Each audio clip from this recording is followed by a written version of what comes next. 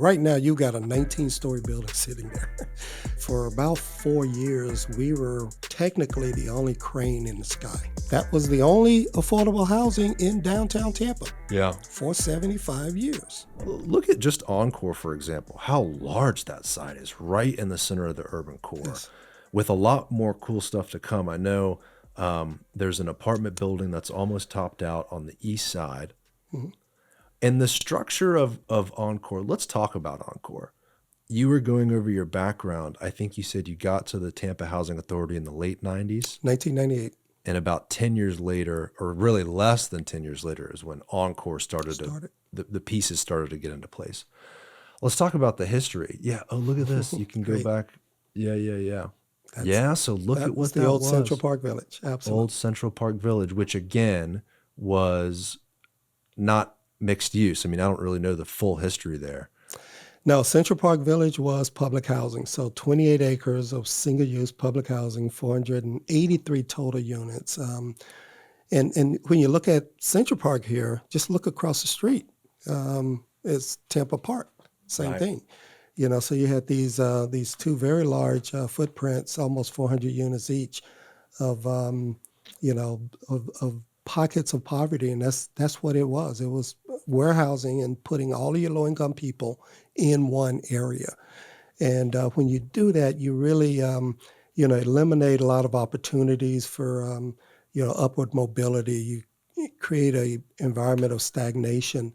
That said, these were still communities. They were communities because at that time that was all Tampa had. That was the only affordable housing in downtown Tampa. Yeah. For 75 years, believe it or not. And a lot of people don't realize that, but the southern third of Encore is in the CBD, Central Business Wow. District. But we can do better. We knew we could do better. I think we have done better, and we'll continue to push toward inclusive development and sustainable development as well, because the story of Encore is not just what we built back in terms of the number of units or even the permanent jobs that are going to be resident here, but its impact long term on our health in this community. It's a healthy community. It's walkable, bikeable. It's built to LEED standards. It's LEED Gold on the neighborhood development scale. Every building that we built is LEED Silver or greater. And it's got some of the most sustainable systems in practice that you're going to see anywhere else in Florida.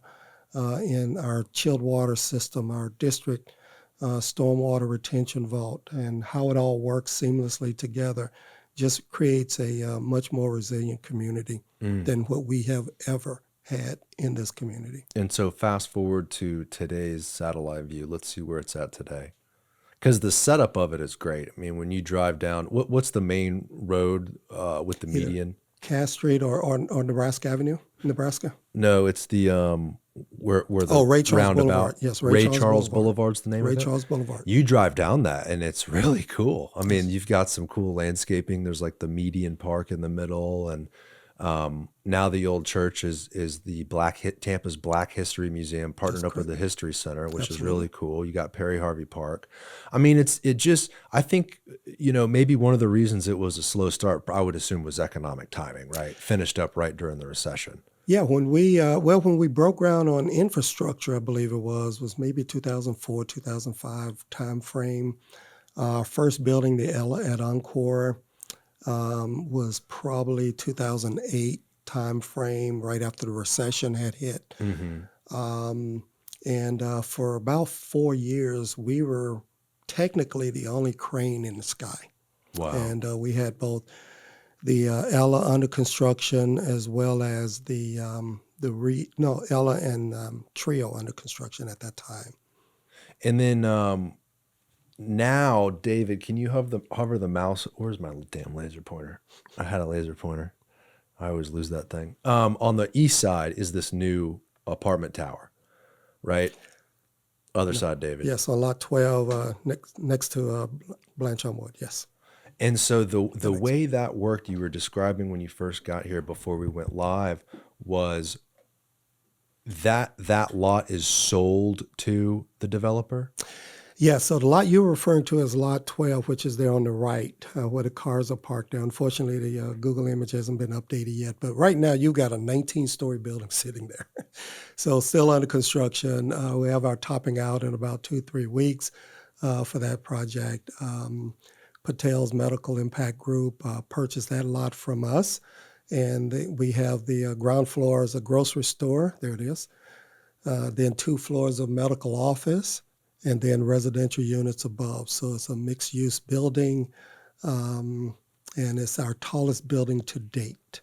Very cool. And the Today. entitlements go real tall. I mean, I've seen the render or the master plan picture on that south side. You can go pretty vertical there. Yes, yes. Our tallest building will probably end up being lot 10 at 34 stories. Is that the hotel? It's the hotel and an apartment building.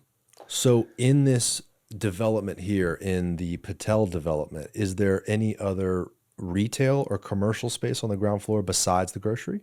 On lot 12, no, it's just the grocery on lot 12. But then on lot 5, which is that parcel you're pointing to now, that's also a Patel purchase. Okay. That's a 1-acre parcel that will be micro condos and a very large food court. Micro condo. Yes, the opportunity for, we always wanted to have, some level of ownership, individual ownership, and that might be the only opportunity for us to have condominium ownership on Encore. So the Patel Group right now is proposing 250 units of condos on that parcel with the very large food court on the ground floor. That's really interesting. Will there be income restrictions that the Tampa Housing Authority puts in place on the purchase of those condos? I believe it's 20% of those units must be sold to individuals below 140% area median income, so it would be mixed income. Got it. Now, we're also working with them on possibly introducing some affordability in lot 12 as well. So that's yet to come. There's a great willingness on their behalf to incorporate, some income restricted units, and we're trying to work there with them. Hey guys, if you want to watch the full episode of this clip, click right here. Make sure to subscribe by clicking right here. Thank you for watching.